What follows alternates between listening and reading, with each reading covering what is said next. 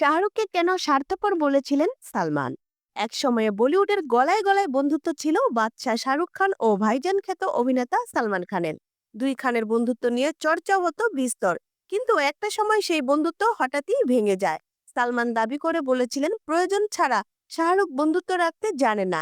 এই মন্তব্যে ফুঁসে উঠেছিলেন বাদশা। দুই খানের মধ্যে ঘনিয়ে ওঠা সমস্যার খবর ছড়িয়ে পড়তে বেশি সময় লাগেনি। হতবাক হয়ে গিয়েছিলেন দুজনের ভক্ত অনুরাগীরা। ঘটনা ২০০৮ সালের। দুই বন্ধু মুখোমুখি হয়েছিলেন অভিনেত্রী ক্যাটরিনা কাইফের জন্মদিনের অনুষ্ঠানে। জমজমাট অনুষ্ঠানে হঠাৎই শাহরুখকে নিয়ে ঠাট্টা ইয়ার্কি শুরু করেছিলেন সালমান। সেই সময়ে ছোট পর্দায় শাহরুখের একটি অনুষ্ঠান হতো, কিয়া আপ পাস ভি পাস সে তেজ হায়। সেই অনুষ্ঠান নিয়ে মশকরা শুরু করেছিলেন সালমান।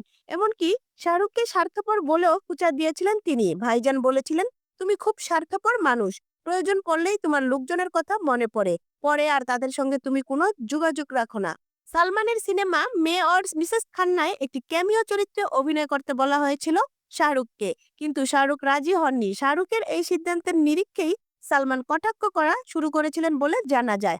তার কারণ, শাহরুখ ওম শান্তি ওম সিনেমায় ক্যামিও চরিত্রে রাজি হয়েছিলেন সালমান। এমনকি শাহরুখ সঞ্চালিত এক অনুষ্ঠানে ক্যাটরিনাকে নিয়ে উপস্থিত হয়েছিলেন তিনি। তাই শাহরুখ থেকে এই প্রত্যাখ্যান তিনি মেনে নিতে পারেননি। বাদশা ও সালমানের অনুষ্ঠান ১০ কা দম নিয়ে খুঁচা দিয়েছিলেন সেদিন। সব মিলিয়েই দুজনের মধ্যে জের পরিস্থিতি হাতের বাইরে চলে যায়, ভেঙে যায় তাদের বন্ধুত্ব।